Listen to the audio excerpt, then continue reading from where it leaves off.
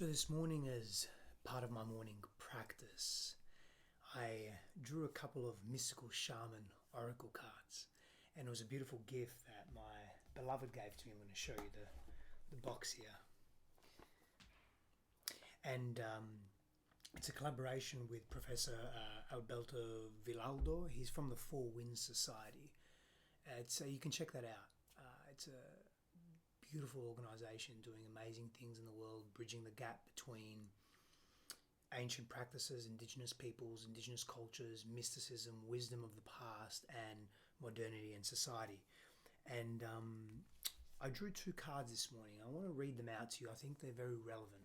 So the first card that I drew, and if you're into numerology, I'm not too much into numerology, a little bit, because I'm into symbolism, and of course symbolism is what we make it mean, right? We're very good as human beings to make things mean something very specific to us or to serve our agenda. However, symbolism is the oldest language of the human construct. And so if you're into numerology, this was number 31. This was the lower world, and this is what it looked like.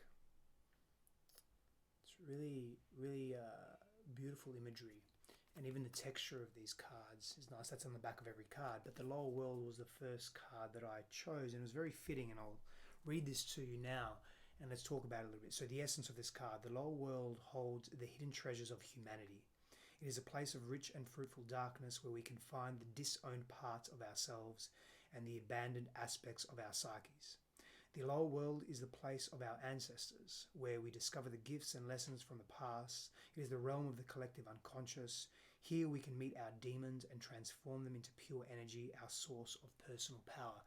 You know, when I look at what's happening in the world and the many people that I work with day after day after day, there's this intention to transmute the old into the new, to transmute the pain into pleasure, or to transmute the fear into deep, rich lessons and teaching and courage. So let me continue the invitation. So if this card applies to you, you're watching this right now, you need to hear this for whatever reason. You're here, you're watching, let's keep going. The invitation. It is time to unearth your hidden treasures. Do not make yourself small in order for others to like or accept you. Bring out the gems and precious stones that you have kept inside your heart, hidden even from yourself. It is time to honor your past and recast your life as a heroic quest, the hero's journey. As you journey into the lower world, into the unknown, mysterious parts of you, that's me adding some stuff there, you will be offered all the gifts of your ancestors, their struggles, the way they hunt, the way they lived, and the way they died will all become blessings. So for me, when I read that and I really connect to the truth of that message, I look at how I played small and play small in my life as well. I look at how I sacrifice my needs, I minimize myself and maximize others, and as a result, it caused a great deal of frustration, anger in me. As a child, I was very passive and meek. I was disconnected from my family, from the world. As a teenager and as an adult, I became very aggressive and outwardly projected that rage that I had repressed and suppressed for so long. And what it did was really distance myself, and it came from this: I need to play small because I can't be bigger than my father. I can't be bigger than my family or better than my family. I can't have success and joy because I wasn't allowed to experience that as a child. And so it stuck with me. These patterns, they stay with us, and we lose part of ourselves. And in shamanic healing, that's called soul retrieval, where we bring these parts back, these authentic, natural parts of who we really are in the world. We bring them back into our bodies, and there's a process for that.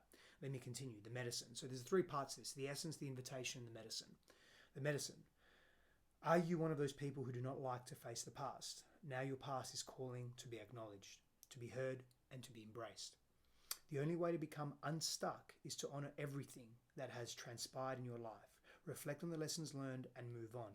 If you bear witness to your past and learn its lessons, it will stop haunting you. As you embrace its gifts, you will recover a missing part of your soul.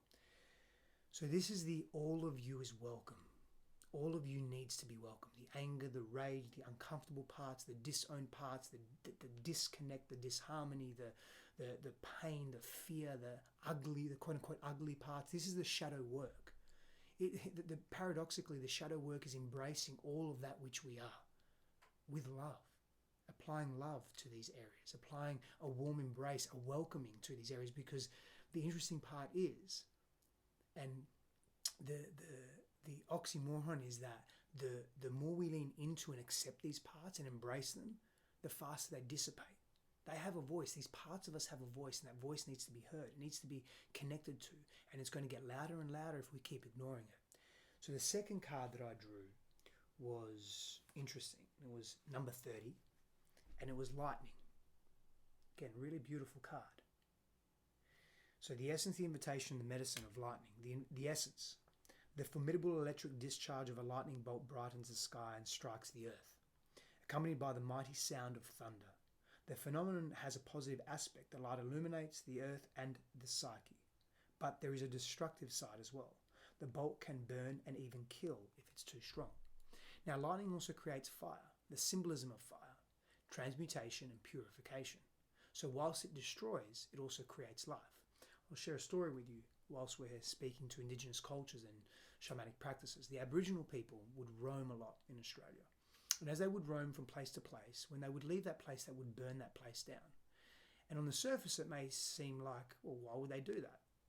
That's not very fair for other people or other living beings that would want to be there and live there and so forth. But with that fire, that destruction, comes rich regeneration, more fruits, more resources for the next tribe that comes through, or if they come back, or the other animals, and the life cycle that continues there. And so there is a flip side to everything, but we view the world in a lopsided way. And the lower world helps us break through those shadows and see those shadows as something meaningful and important. The invitation with respect to lightning. The forces of the upper world are investing their gathered energies to ignite you with new inspiration and creativity. Allow this divine gift of awakening to take root in your being and enjoy a renewed sense of clarity, passion, and vision. For this renewed sense of self to come through, we have to create spaciousness in our bodies. We have to let go of the past. We have to create more order in alignment with our highest values in the present moment. In order to do that, we have to release our negative or dense associations with the past. That means we have to explore our shadows. We have to explore those parts of ourselves that we don't quote unquote like. But maybe there's some value there. The medicine. Life has gifted you with a destiny that is in alignment with your passion and in harmony with all existence on earth. Now lightning has come to jolt you into accepting your destiny. Let this initiation release what is in the way of your fulfilling your life purpose. Otherwise, you'll be bound to your karmic fate. This is a time to be courageous and daring. So what does that mean?